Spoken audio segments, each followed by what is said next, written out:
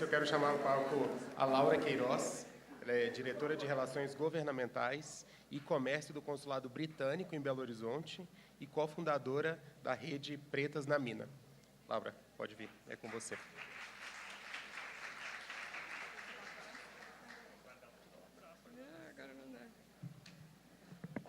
Boa tarde, pessoal. Já começando aqui minha autodescrição, abaixando o microfone.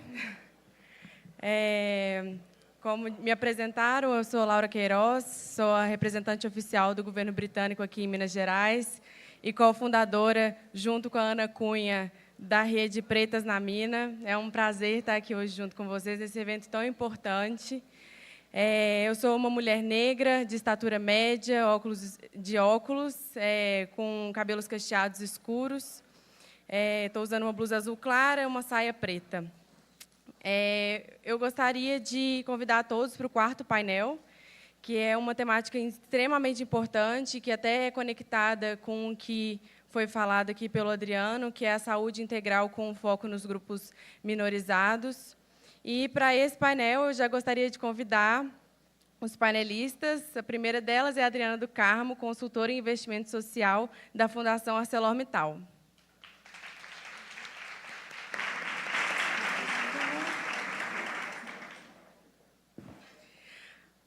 Ana Carolina Pelker, CEO e fundadora da BeTouch.ai. Ela vai se conectar virtualmente.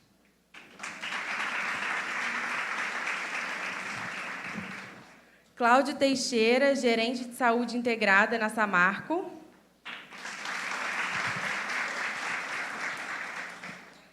Felipe Fagundes, vice-presidente de recursos humanos Latam, Anglo Gold Ashanti.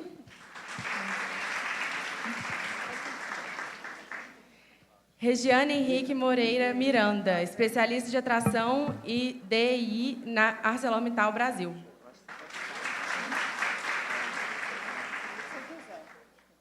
E a mediadora, Patrícia Procópio, diretora de Planejamento, Inovação e ESG na Hexagon, CEO na Newverse e presidente do WIM Brasil. Desejo a todos um bom painel.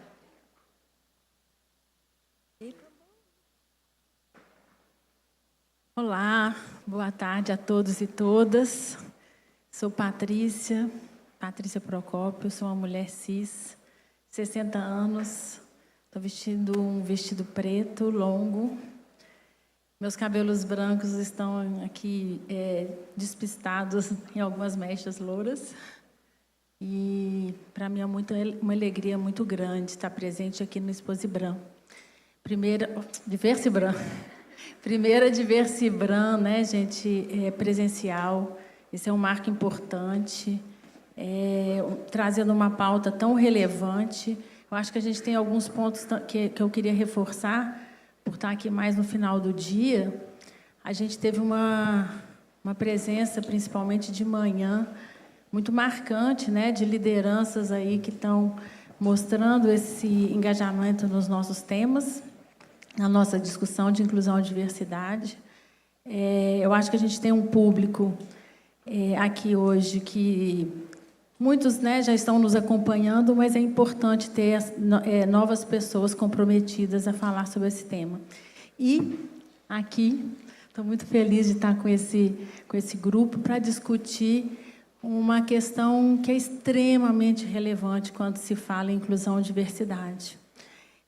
Inclusão e diversidade perpassa por um cenário que a gente precisa falar muito sobre segurança psicológica. E falando em segurança psicológica, a gente vai a umas palavrinhas que estão sendo tão faladas e é um tema que está sendo tão presente nas nossas discussões e que agora virou lei, que é a saúde mental. Então, desde maio, esse é um ponto já obrigatório na NR e é um ponto que a gente precisa, sim, falar e ela está muito atrelada aos grupos minorizados, né? Então, se você não está bem, não está acolhido, você vai, então, trazendo aí todas essas consequências que precisam ser abordadas, né? Fora todo um cenário que já é relevante na questão da saúde mental, quando a gente lembra que há poucos anos atrás a gente estava em casa, em pandemia, e uma oportunidade como essa, né, seria sempre online. Então, vamos lá, vamos começar. A turma já foi apresentada, então não vou fazer apresentações.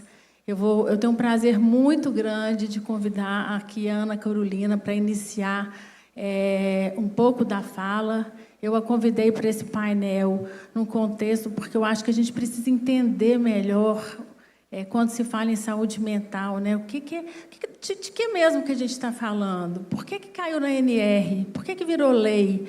Como que as empresas vão atuar? Então, a gente vai ter aqui representantes, né, para falar das empresas. Nós temos também, né, a Adriana, que vai falar um pouco também da experiência dela. Então, é isso. Ana Carolina, vamos lá. Olá, muito boa tarde a todos. É uma satisfação estar com vocês na tarde de hoje. Obrigada, Patrícia, o Ibram, por esse honroso convite. E eu vou compartilhar, então, com vocês a minha apresentação, rogando para que dê tudo certo. Por favor, Patrícia, só sinaliza se vocês estão podendo ver aí a minha apresentação. Ainda não. Ela já está compartilhada, tá? Acho que o pessoal da técnica... Isso, já, está ok. Então, aí um pouquinho de contexto, gente, que eu acho extremamente relevante a gente ter. Vamos lá, Ana. Então, tá tudo certo. Então, meu nome é Ana Carolina Poiker, como eu já fui... Então, antes da gente entrar propriamente dito no tema, eu gostaria de trazer também um pouco de contexto, um pouco além da crise pandêmica. O Adam Tooze, ele é um historiador que colabora com o Fórum Econômico Mundial, ele é um professor de história em Yale, e ele tem falado que esse momento é um momento em que a gente está vivendo policrises, né? Que é uma era em que a gente está lidando com pandemias, com secas, com inundações. Estou falando do Rio Grande do Sul como uma vítima também aqui recente de um evento climático extremo.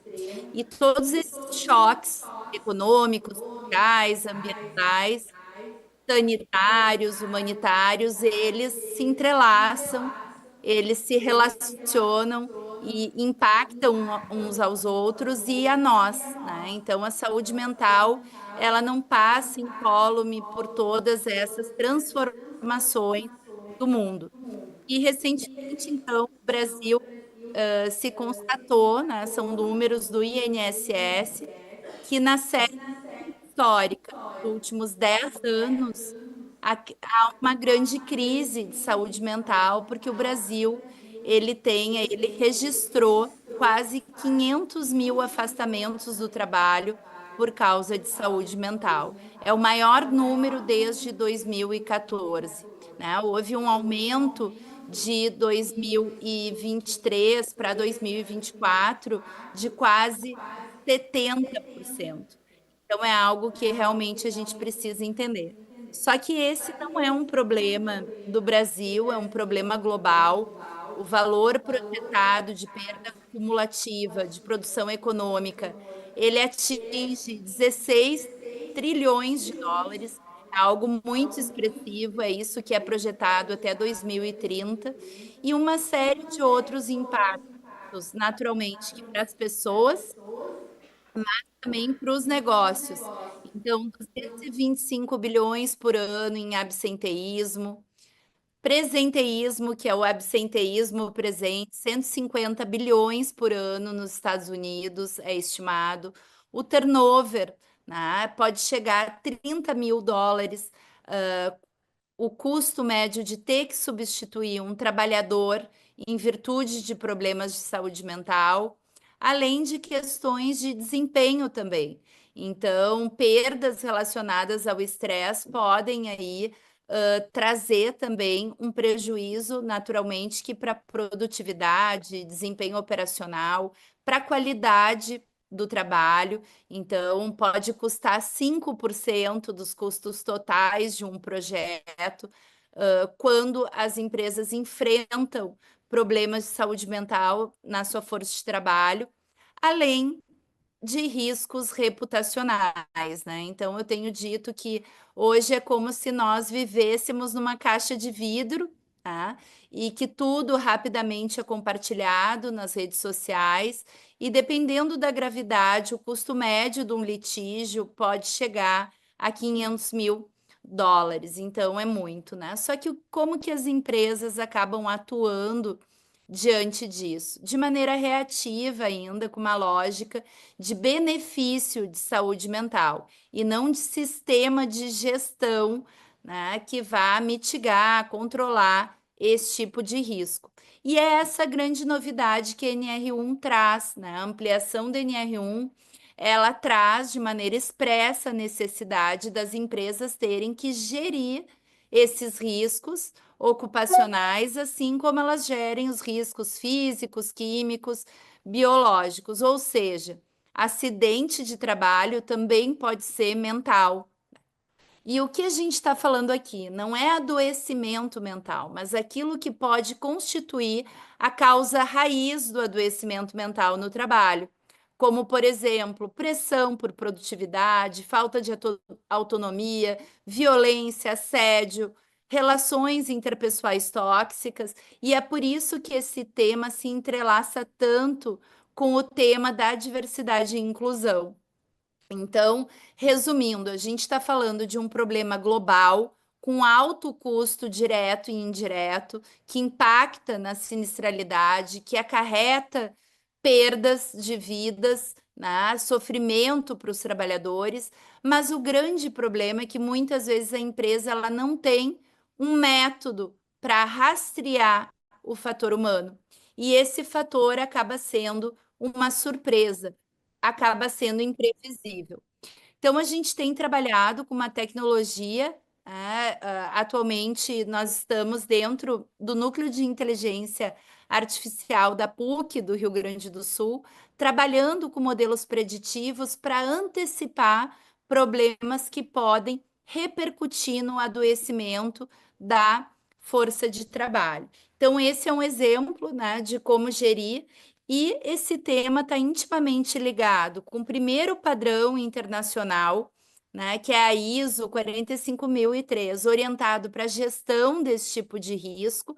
A NR1 foi amplamente inspirada na 45003, né, que ela é complementar à 45001.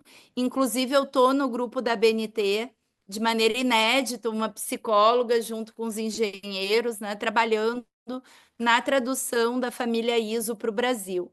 Esse tema tem bastante relação com o ESG e também com a Agenda 2030, né, do Pacto Global.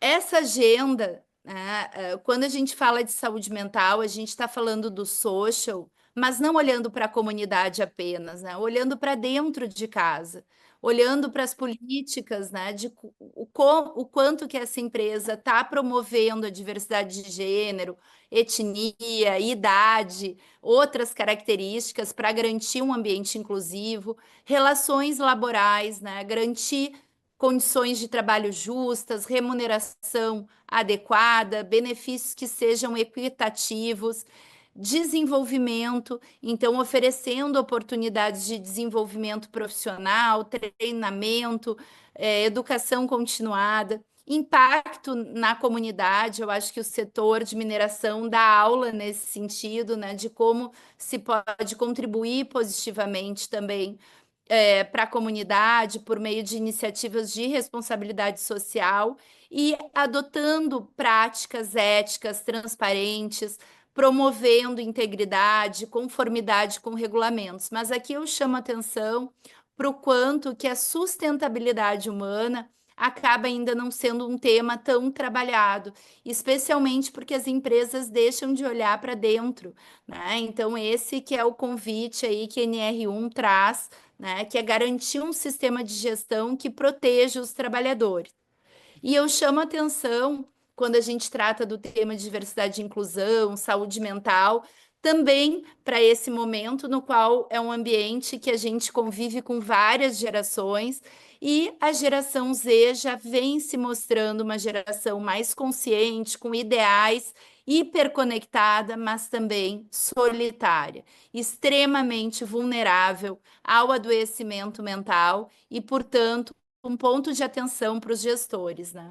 Eu trouxe aqui, o meu desafio é falar um tema dessa profundidade de maneira rápida, mas eu trouxe aqui uma notícia da diretiva do Parlamento Europeu, né, que visa aprimorar a transparência, a divulgação de informações sobre os relatórios de sustentabilidade, e foi incluído, então, novos requisitos sobre saúde e segurança, que incluem a saúde mental. Então, aqui a notícia de que a saúde mental vai ter um foco ainda maior, né, do que antes. E um exemplo disso foi a carta anual do Larry Fink, né, que é CEO da BlackRock, que é uma das maiores gestoras de investimento do mundo, que ele acredita o desempenho da empresa, o foco na saúde dos trabalhadores, e inclusive se discute aí a inclusão da letra H, né, dentro da sigla de ESG. E para não ficar tão etérea a discussão, eu trouxe 2 exemplos, né? Um do quanto esse trabalho não é um trabalho só de aplicar escalas e medir, né? Só aplicar uma planilha em Excel, mas sim ter também ações educativas de promoção da saúde mental entre os trabalhadores.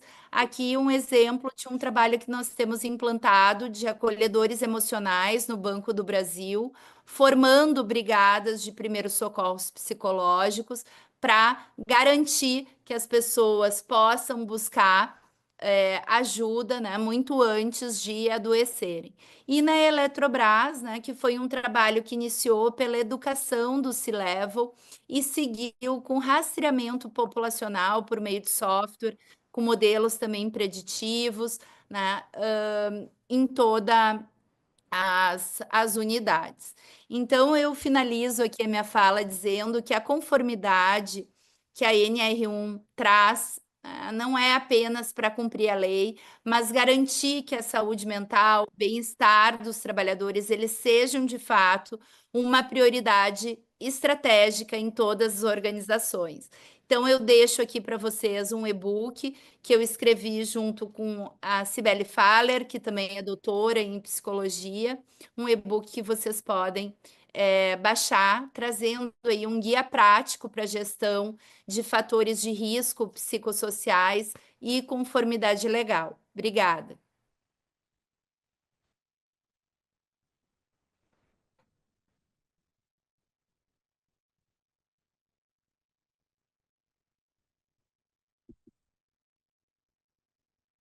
Eu não estou escutando.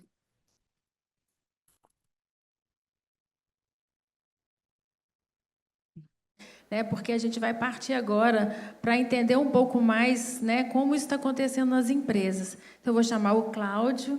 Aí, Cláudio, você se apresenta. O Cláudio vai falar um pouco da Samarco, como é que eles têm feito isso, mas no contexto corporativo, né?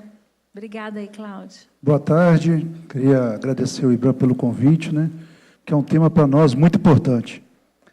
Me identificando, né, sou o Cláudio, homem branco, cis, cabelos grisalhos, um cavanhaque grisalho, uma camisa xadrez.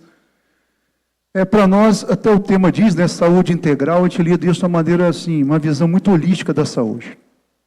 E o trabalho é muito forte, e todo mundo conhece as dimensões disso, né, saúde física, mental, social, ambiental, porque a questão ambiental é muito importante, e quando eu falo em ambiente, eu falo interno e externo, porque os determinantes sociais afetam muito a saúde interna da empresa.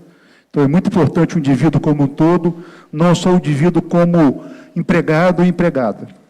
Quando a gente fala um pouco mais de saúde mental, Nós, no mínimo uma vez por ano, passamos por avaliações da área de saúde, e na SAMARC a gente tem uma avaliação multidisciplinar, onde nós temos ferramentas, né, para questões de autopercepção de saúde física, saúde mental, saúde social, saúde financeira e segurança psicológica.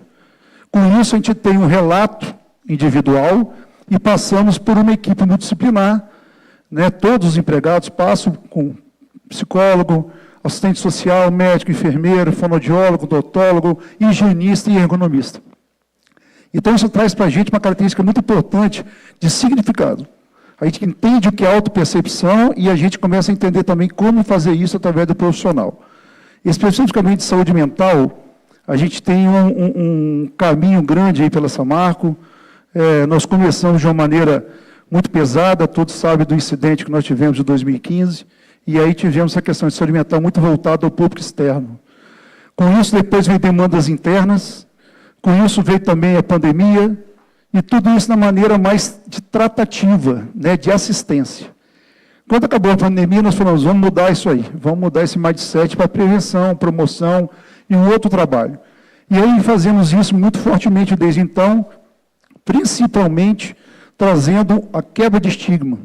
Eu acho que esse é um ponto fundamental, né, quebrar o estigma e trazer um letramento para toda a organização, e principalmente para as lideranças, né, que são quem move o processo, quem atua no processo, que pode fazer isso funcionar de uma maneira melhor.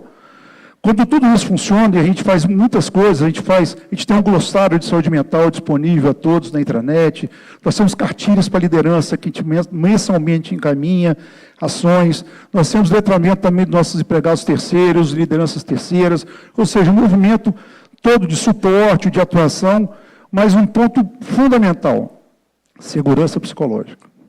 Esse é um ponto importante. Saúde mental, às vezes as pessoas têm ideia assim, saúde mental é estar feliz o tempo inteiro. Isso não é isso. Saúde mental é um equilíbrio, é uma balança. No momento está mais feliz, outro está mais triste, mas eu consigo retomar a minha normalidade. Quando eu não consigo retomar a normalidade, aí sim eu tenho um problema de saúde mental. E a segurança psicológica ela é muito importante. A gente já atua nesse processo, nos riscos psicossociais, como foi falado, né, em demanda, autonomia, responsabilidade, mas também numa relação muito transparente. A gente faz isso de uma maneira muito forte. Está vindo agora a NR1, para nós que já trabalhamos isso há 2 anos, nós estamos bem alinhados com essas questões, com essas demandas, e a gente tem trabalhado muito fortemente a questão de saúde mental como um dos nossos pilares. É um programa estratégico ligado à cultura da empresa, né, permeando todos os outros processos. Uma dica que eu digo aqui interessante é não querer fazer um programa independente. Coloque o tema em qualquer outro programa que você tenha na empresa e vai disseminando essa cultura, esse conceito. Acho que isso é muito importante, porque vai fazendo com que o tema comece a ser leve, né? E esse problema não é da empresa, não é do Cláudio, é de todos nós, né? Nós temos situações importantes, seja na família, na empresa, na comunidade, onde estiver inserido. Então, é uma questão muito importante. A segurança psicológica ela vem também muito forte nos grupos minorizados, que há aquele mito, né, de pessoas mais frágeis ou de pessoas que não têm capacidade, que isso é uma grande besteira, já foi falado aqui, né, em todos os painéis, e nós lá da Samarco fortemente quanto a isso, né. Quando a gente fala de grupo minorizado, especificamente, nós temos força de trabalho autista. Isso é uma questão muito inclusiva, muito importante dentro da empresa. E temos que preparar esse ambiente para isso, né? Então, não só com a força de trabalho, com todos os outros temas que tem, mas também relacionado a essa questão. Então, saúde mental é um nosso pilar, um programa estratégico, dentro do programa nosso macro de saúde e bem-estar. Atuamos fortemente, né, na questão preventiva, na questão de orientação, também na questão assistencial, se for necessário, mas trazendo agora como uma normativa os riscos psicossociais, acredito que isso vai cair um pouco mais forte dentro das empresas como necessidade. Nós, da Samarco, temos uma satisfação, né? A Vera, que todo mundo conhece aqui, é minha líder, e o Vilela estava aqui também, nós temos um apoio muito forte da alta liderança, então fica muito mais leve de tocar as coisas, principalmente em temas como esse. Mas sejam resilientes, eu acho que é fundamental o trabalho de saúde mental, e a normativa está vindo aí para apoiar. Obrigada, Cláudio. Gente, eu fico pensando assim, eu sou uma pessoa que estou muito envolvida com tecnologia e acho que realmente a tecnologia ela é um artefato aí para a gente poder atuar enquanto indústria, né, ser mais responsável, ser mais sustentável. A gente vem avançando muito nos processos tecnológicos. Eu acho que a gente tem um desafio aí, esse desafio está muito com a liderança, da gente também ser mais humano. E é onde a gente vai conectando exatamente com saúde mental. Porque o que está acontecendo hoje, gente? É saber que hora que é do on, que hora que é do off.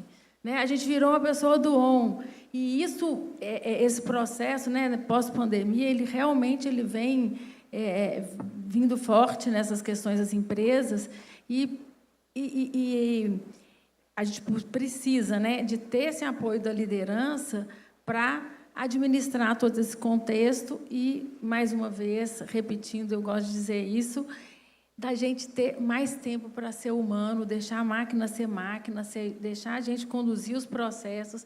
E fico feliz de ver aí, Cláudio, você dizendo, eu acho que sim, a Samarco tem uma questão especial aí que vem ali depois de Fundão, vivi muito intensamente com as pessoas, principalmente com os funcionários Samarco, que muitas vezes foram esquecidos pela sociedade de uma forma geral e que precisaram de ter um trabalho, né, forte com isso.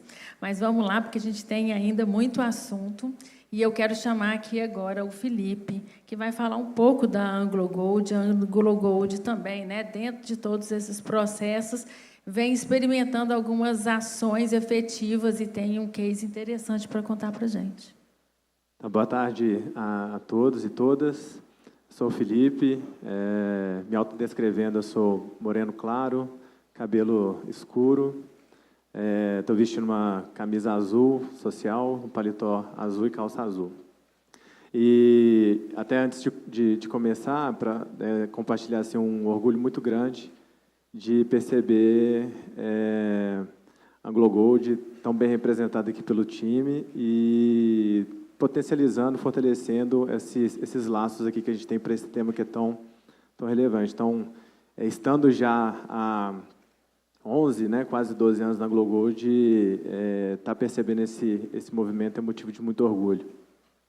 E falando um pouco da Anglo, eu queria trazer uma perspectiva desafiadora e que, ainda que a Ana tenha compartilhado conosco, que vai passar a ser lei, né, daqui a poucos meses, a gente conseguiu dar um passo importante já antecipando isso daí no ano passado, em 2023. Quando a gente fala de saúde integral, né, e o integral ali pode ser tanto na completude das ações que a gente toma, né, em âmbito organizacional ou fora dele, ou pode ser o integral também no sentido de permitir que as pessoas se integrem de uma forma genuína naquele ambiente. E, falando um pouco do primeiro, eu acho que a gente começou a perceber impactos na saúde integral das pessoas, obviamente, pegando o que o Cláudio está trazendo também da saúde não só física e mental, diga-se de passagem, uma vulnerabilidade minha, tendo 17 anos de mineração e vindo muito de operação, ter uma concepção de segurança ou saúde muito física. E o time, invariavelmente, me puxa a orelha e fala, olha, mas espera aí, a saúde mental aí é tão importante quanto. E, fechando esse parênteses aí, a gente começou a trabalhar algumas questões que eram bastante melindrosas para poder contribuir com isso. A saúde integral, ela vem, na nossa concepção, também de microagressões do dia a dia. A começar por a gente entender que mineração é um business de longo prazo. E não adianta você cobrar resultado de curto prazo em um negócio de longo prazo. A primeira grande quebra de paradigma que nós fizemos em final de 23 foi estabelecer um plano de produção factível para 2024. Porque nos últimos 5 anos, 10 anos antes disso, a gente se propunha colocar um plano de produção, um plano de resultado, que era, para não dizer inexequível, era extremamente desafiador. E isso daí aterrizava no dia a dia das pessoas num nível de pressão e cobrança surreal. E pesquisas mostram que, ainda que a gente perceba melhorias no ambiente em relação a assédio moral, especialmente, o índice de assédio ainda é maior quando a gente está falando de empresas que têm um ambiente de pressão por produção grande ou empresas que estão passando por um momento de pressão maior. Então, isso daí foi a primeira... Mas é fácil mudar isso? Não é. E mineração não é só coloca mais recurso que a produção vai sair. Não é. A produção de 2025, ela foi construída em 2022, em 2023. Então, não tem como fazer isso.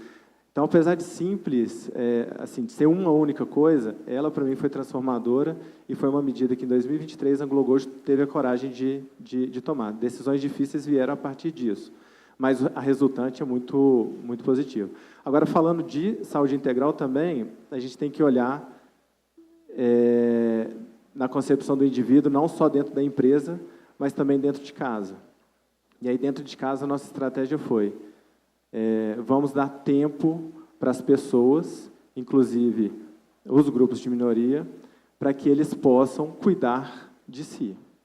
E qual que foi a solução para isso? Escalas de trabalho flexíveis e sustentáveis. A gente sai de uma escala operacional. Hoje, 85% da nossa mão de obra, que são aproximadamente 4.000 empregados no Brasil e 1.200 na Argentina, 85% está na escala de trabalho de 4 dias. 15% a gente vai resolver esse ano. E quando a gente traz o time operacional, que são aproximadamente 3.000 pessoas, para uma escala de trabalho de 4 dias e não uma escala de trabalho de 6 dias, eu, a cada 15 dias, disponibilizo 16 horas para essas pessoas, porque era quando elas estariam dentro dos ônibus. E agora elas estão dentro de casa. No ano, essas pessoas, pela escala de 6 dias, elas ficavam 20 sábados ou domingos em casa, com as famílias. E agora, com essa nova escala, eles ficam 53 sábados ou domingos. Para coincidir sábado e domingo, no ano, na escala anterior, eram 3. Que coincidia a folga no sábado e no domingo. Agora são 20. Então, eu estou entregando 20 finais de semana completos para o time operacional, 53 sábados ou domingos, e 16 horas a cada 15 dias, que são para que a pessoa possa se dedicar ao autoconhecimento, à atividade física, à meditação, a qualquer outra coisa. É fácil? Não, a gente ainda, muito recente, a gente ainda tem que manter um certo controle em cima disso. E no administrativo, a semana de 4 dias, sendo 2 dias presenciais e 2 dias remotos. Vai ser sempre assim? Não sei, dependendo da gente, sim. Mas a gente já vê um movimento muito grande de retorno ao presencial, um retorno muito grande a outro modelo de trabalho. Mas o conceito é o mesmo. Então, os 2 exemplos que eu gostaria de compartilhar aqui é um relativo muito à questão do plano estratégico da empresa, que interfere no dia a dia das pessoas, e o segundo em relação à escala de trabalho, que traz todos esses benefícios para a gente. A Ana falou mais cedo, né? Trazer diversidade e inclusão ou saúde integral precisa estar conectado com o plano estratégico do negócio. A gente falou sobre banheiros aqui várias vezes. A gente falou de banheiro e ainda fala, mas a gente foi lá na causa raiz. A gente foi na área de serviços técnicos e a gente garantiu que o design, o layout do planejamento de mina, ele passa a ter como input o número de mulheres que tem na operação. Porque eu não preciso ficar cobrando todo mês se colocou banheiro, se não colocou banheiro. O engenheiro de minas que está fazendo, ou a engenheira de minas que está fazendo o plano de mina, ela está desenhando agora um nicho que vai ser escavado, não para um banheiro, mas para 2, ou para 3, ou para 4, a depender de quantas mulheres vão estar na operação para aquilo. Junto às câmaras de refúgio, etc. Então, está incorporado. A gente tem que entender muito bem o negócio para saber aonde que a gente vai colocar, com o menor esforço, soluções que vão ser perenizadas. Então, queria trazer um pouquinho dessa experiência nossa aqui para vocês hoje e fico, né, à disposição para perguntas. Gente, por falar em perguntas, né? Estou aqui aguardando as perguntas. Até agora eu só tenho uma. Por favor, mandem perguntas aí, que esse tema é relevante. E, Felipe, muito obrigada. Assim, para ser muito sincero, eu estava muito curiosa para saber esse case de vocês, especificamente essa questão de jornada de trabalho, que vem sendo muito discutida. A gente vem vendo muito isso na Europa. E em vários ambientes que a gente discutia, falava assim, isso nunca vai chegar na mineração. Então, quando a Anglo anunciou, a AngloGold anunciou, e a gente vê você dizendo, então, né, da efetividade do processo, eu acho que é isso, né? Mais uma vez, a gente precisa de tempo para nós mesmos, porque a própria tecnologia que eu disse nos faz fazer muitas coisas ao mesmo tempo. Eu acho que isso é um dos processos que está nos deixando tão exaustos, né? E aí eu vou ter o prazer agora, gente, de chamar Celor, com a Regiane e a Adriana. A gente vai poder... Acho que a gente tem até um tempinho maior, um pouquinho. Ou seja, pode falar mais, né? Mais um pouquinho.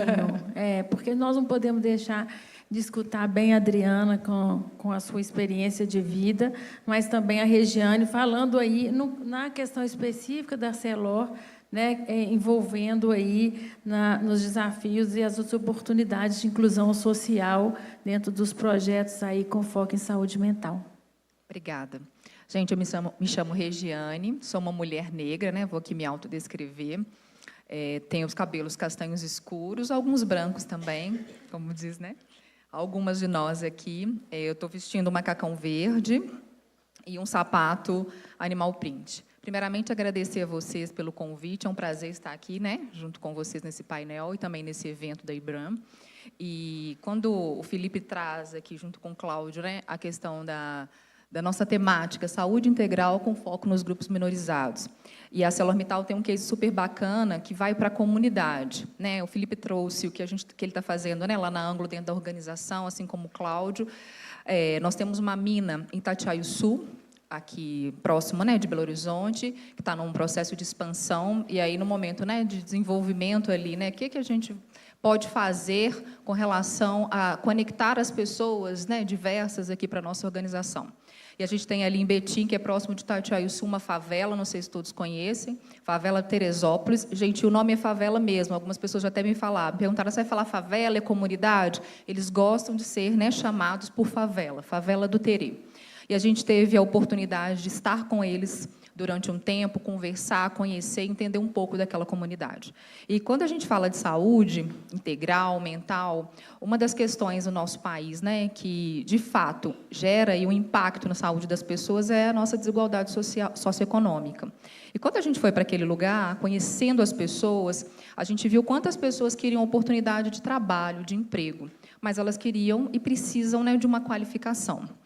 Eu vi aqui o case da Samarco, né, que a Adriana trouxe, super bacana. A gente pensou, vamos contratar e vamos treinar essas pessoas aqui, N questões. Só que, conversando com as pessoas, a gente tem ali mãe solo, a gente tem pessoas que estavam passando por situação de vulnerabilidade social, e aí a gente viu, junto com o líder daquela comunidade, que a melhor solução era fazer uma qualificação dentro da favela.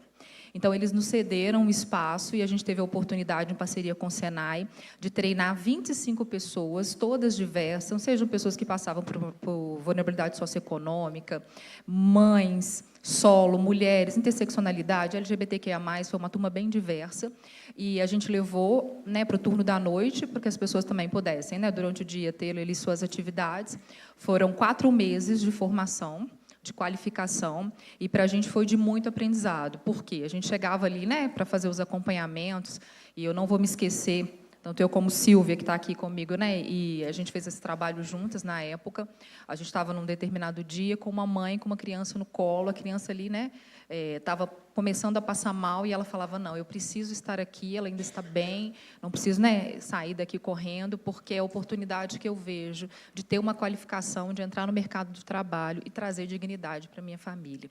Então, quando as pessoas elas conseguem esse lugar, elas alcançam, a gente tem aí, né, a saúde integral integral sendo fortalecida. E para a gente, enquanto empresa, é muito bom levar isso, né, para as nossas comunidades, que isso vai refletir depois dentro da nossa organização. Porque a proposta é desenvolver e depois, né, nas oportunidades, a expansão está acontecendo até hoje, a gente tem a oportunidade de contratar essas pessoas. Então, é um case super bacana que a gente pôde viver no ano passado, dentro da ArcelorMittal, específico na mina Serra Azul.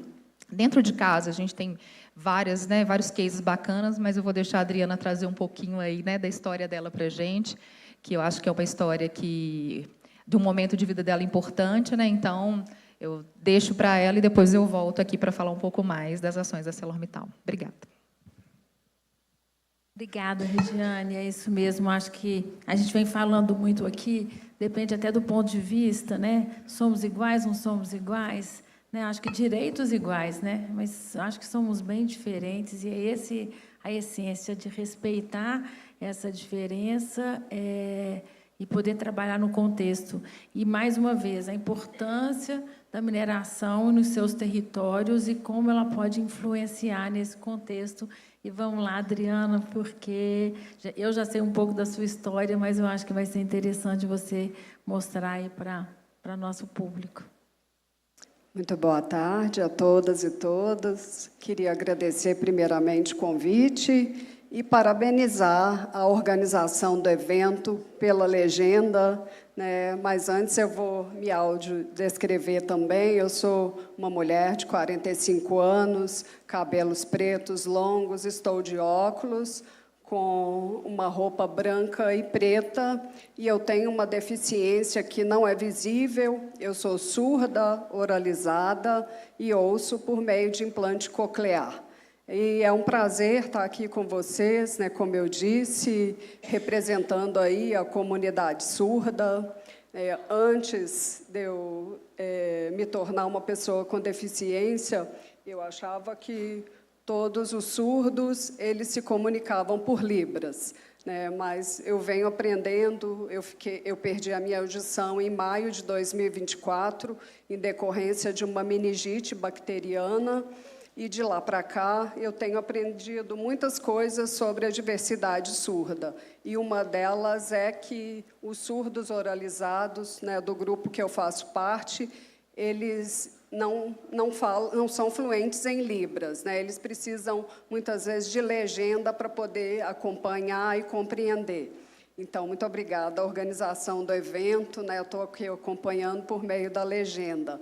Mas o que eu queria comentar é que, além de, né, ser uma mulher com uma deficiência, eu também sou professora, eu sou psicóloga, minha formação é em psicologia, eu trabalhei há muitos anos com saúde mental. Atualmente eu estou como consultora na Fundação ArcelorMittal, já fui gestora, já estive à frente de diversos projetos e trabalho muito com as comunidades por meio da inclusão, né? Hoje a gente falou bastante aqui sobre a diferença entre a integração e a inclusão e a importância, muitas vezes, também dessa diversidade para as organizações crescerem, resolverem conflitos e também para o retorno financeiro.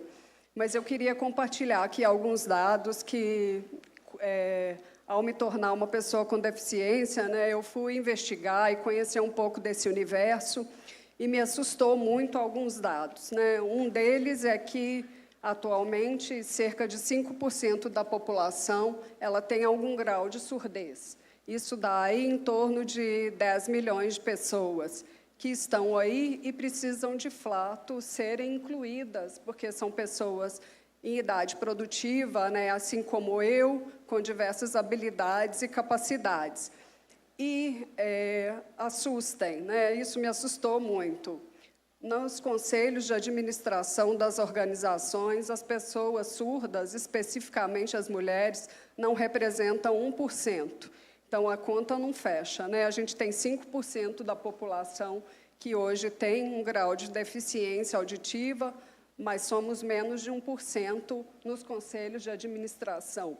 Isso acaba também comprometendo as políticas para a inclusão desses grupos minorizados, né? Mas eu estou dizendo isso porque são dados que, né, eu venho aprendendo, né, mas eu queria contar um pouco de como vem sendo o meu processo de desaprender, né, porque eu vivi 44 anos como uma pessoa oralizada, né, inserida com uma audição natural, e do último ano para cá eu precisei desaprender muitas coisas, né, que eu dava como já dado, né, por exemplo, eu tenho uma casa de campo em Casa Branca, e lá eu ouvia muitos passarinhos, então, desde que eu perdi minha audição, eu não ouço mais, então, mesmo com implante coclear, eu ainda continuo sendo uma mulher surda, e eu preciso passar por muitos processos para essa inclusão. Então, atualmente, eu faço terapia com fonoaudióloga, acompanhamento com psicólogo, com diversos profissionais, para facilitar esse meu processo aí de novo aprendizado como uma pessoa agora com deficiência. E tem sido muito interessante porque realmente eu venho aprendendo capacidades e habilidades que antes eu não fazia ideia do que eu tinha. E a Viviane Mosé, ela tem uma frase maravilhosa, né? Ela é uma grande estudiosa de Nietzsche, e ela fala que é da superação que vem, de fato, a alegria de viver. E eu tenho, no meu dia a dia, né, a partir da superação, da minha superação, né, não me comparo hoje com quem eu era anteriormente, mas a partir da minha superação é que eu tenho percebido, de fato, encontrado realmente essa alegria de viver. Mas voltando aqui para o nosso tema, né, que é o tema da inclusão e o tema também da saúde integral, né, das pessoas, e especialmente dos grupos minorizados. Então, é importante, agora, essa pauta ela tem vindo com força de lei, com força de legislação, mas é um tema que vem sendo tratado aí bastante desde a pandemia, né? Da pandemia, a gente passou aí por um período grande de isolamento social. Isso acabou comprometendo muito, né, a convivência, a socialização, e agora a gente tem precisado, por força de lei, olhar um pouco para isso. Mas eu vou deixar a Patrícia continuar aqui para eu não monopolizar aqui a nossa conversa. Obrigada, Patrícia.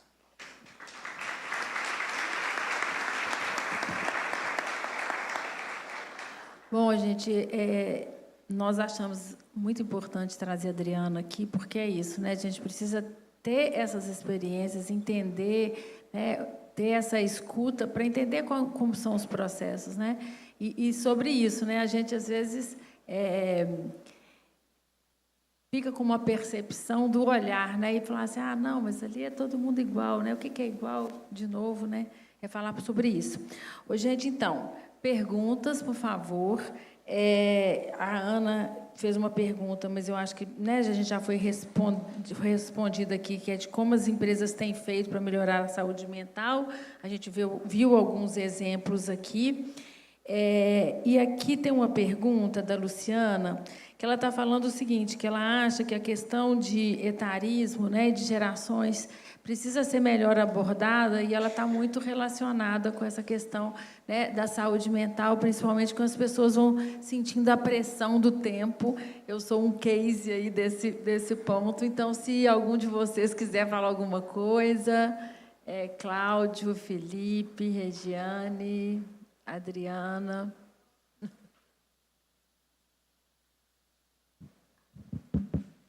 Bom, falando da Glow Gold e etarismo, aí, talvez a gente tenha que começar até a conhecer pela própria história da Ângulo, que são 190 anos.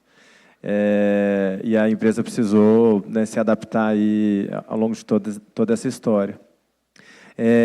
Atualmente, a gente não tem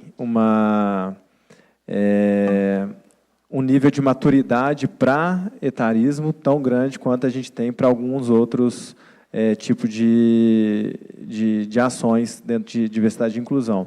Nós estamos com os comitês de grupos minorizados e e a gente tem focado muito na diversidade de gênero, nos PCDs, e iniciamos com um pouco mais de intensidade no ano passado outros grupos minorizados, como neurodiversidade e os diversos outros, né, raça, etc. Mas eu acho que o conceito é o mesmo. A gente precisa fazer uma discussão interna sobre como que isso daí não passa a ser mais uma iniciativa, mas como que ela pode se integrar, a iniciativas que a gente já possui, e aí a gente consegue dar mais foco e trabalhar de forma mais sinérgica para isso. Então, sendo bastante honesto em relação ao nosso nível de maturidade para isso, a gente ainda não está no nível de maturidade que a gente poderia estar. A gente tem ações pontuais, né, que endereçam um pouco isso. Por exemplo, a legislação trabalhista proíbe que pessoas com mais de 50 anos trabalhem nas minas. Então, a partir da reforma trabalhista que teve em 2017, a gente conseguiu trazer para o nosso acordo coletivo um acordo para permitir que essas pessoas estejam na mina além dos 50 anos. Depois de uma análise de risco, depois de várias iniciativas, de várias avaliações. Então, isso daí por si só já passa a ser uma medida bastante transformadora dentro do nosso negócio, né? E, diga-se de passagem, a legislação previdenciária, ela trabalhou no sentido oposto, porque o mineiro, ele aposentava com 15 anos de trabalho. E aí ele passa, a partir dessa reforma, a ter um tempo mais dilatado para a aposentadoria. Então, a discrepância entre duas legislações que deveriam estar sinergicamente alinhadas, ela trouxe um problema organizacional que a gente precisou agir. Teria sido muito melhor se isso acontecesse em um ambiente que a gente tem uma política que endereçasse a secretarias de uma maneira mais ampla, certo? Para onde que a gente quer caminhar. Então, é uma contribuição que a gente tem feito nesse sentido. Obrigada aí, Felipe. Uma outra pergunta aqui, gente, é o seguinte, Ana Carol, talvez você, mas também se vocês quiserem falar por parte das empresas, eu vejo que você vem desenvolvendo bastantes trabalhos aí, inclusive na startup que você vem desenvolvendo aí na Habitat, questões para atender essas necessidades. Como as empresas podem garantir que as suas iniciativas atendam às reais necessidades da população-alvo? Porque a gente vem falando isso aqui, né? São lugares diferentes, territórios diferentes, regiões geográficas diferentes. Então, como a gente pode trabalhar isso? Eu acho que essa é uma pergunta fundamental, a pergunta que toda empresa deveria se fazer antes de iniciar qualquer iniciativa. Muitas vezes a gente vê uma profusão de iniciativas, mas que não se conectam ou que, de fato, não estão atreladas à real necessidade daquela população. Então, o que eu defendo são práticas baseadas em evidências, naturalmente, apoiadas pela ciência, mas também em dados, né? Então, a gente falou aqui, por exemplo, a questão do etarismo. Será que a minha população-alvo é uma população que está vulnerável a esse tipo de situação? Claro que existem problemas maiores, né? Questões que são sociais, mas muitas vezes a gente acaba abordando os temas de maneira genérica. Então, sem privilegiar temas que, de fato, são críticos para a minha população. Então, a resposta é: partam de diagnósticos precisos, né? Não baseiem as ações na sua própria intuição.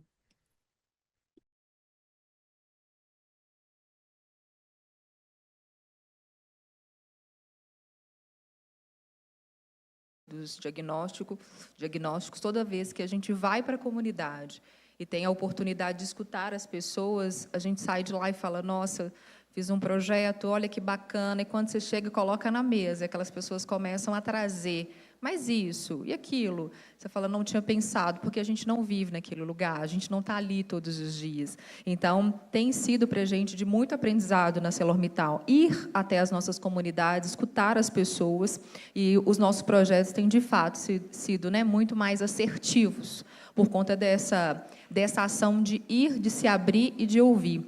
Eu estava numa das plantas no início de janeiro, e no final de uma conversa com líderes comunitários, de uma expansão também que a gente vai ter numa das nossas unidades, teve uma pessoa que levantou e falou assim, por que vocês não chamam outras organizações e falam para eles que vocês estão vindo aqui escutar a gente? Porque as informações que você trouxe aqui, às vezes está num site, não conecta, às vezes, com todas as pessoas. Então, a gente vai fazendo, né, algumas ações ali, né, de práticas que já são recorrentes do nosso dia a dia, mas quando você chega lá e aquilo que para você é automático, é simples, para a comunidade não é.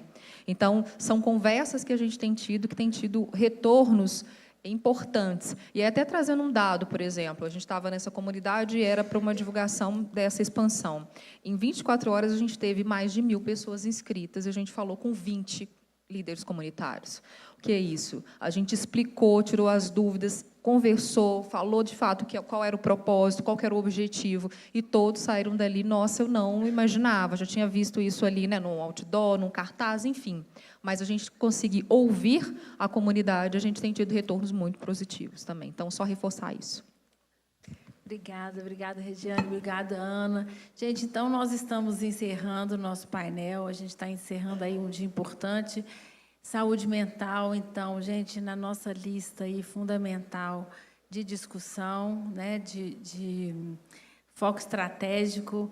Adriana, quer acrescentar alguma coisa para finalizar? Eu acho que talvez você tenha algum recado importante aí, porque eu acho que as experiências trazem para a gente bons aprendizados. Obrigada, Patrícia. Eu gostaria, sim, o que a Regiane falou é muito importante, eu acho que por duas questões, né? Primeiro, que como é uma legislação nova, a saúde mental sempre foi algo um pouco marginalizado, né? Desconsiderado, inclusive, né? Como nunca, a gente sempre deu atenção à saúde física, mas a saúde mental, ela historicamente vem sendo relegada a um segundo plano, né? Haja vista os movimentos, né, e as questões dos manicômios, né? Eu, como sou da área da saúde mental, não posso deixar de me referir a isso. Mas a escuta, ela é muito importante por dois motivos. Primeiro, porque a pessoa com deficiência, do grupo minorizado, ela se sente acolhida, né? Numa conversa essa semana com a Regiane, eu comentei muito isso com ela. É importante para a gente se sentir ouvido. E o segundo é que você encurta muito esse percurso, né? Você vai, de fato, e atende às necessidades da pessoa que precisa ser ali incluída, que precisa ser considerada. Então, eu acho que essa humildade de partir primeiro do diálogo, de uma escuta, ela facilita, ela cria conexão e ela dá suporte para essa saúde integral e para o tratamento da saúde mental. Então, eu diria que é por aí. A gente ainda tem um longo caminho pela frente, enquanto organizações, né, para a gente poder construir, de fato, políticas, né, e atuar nesse campo. Mas eu penso que a escuta, a conversa, o diálogo, ele é parte fundamental. Obrigada, Adriana. Então, muito obrigada, turma.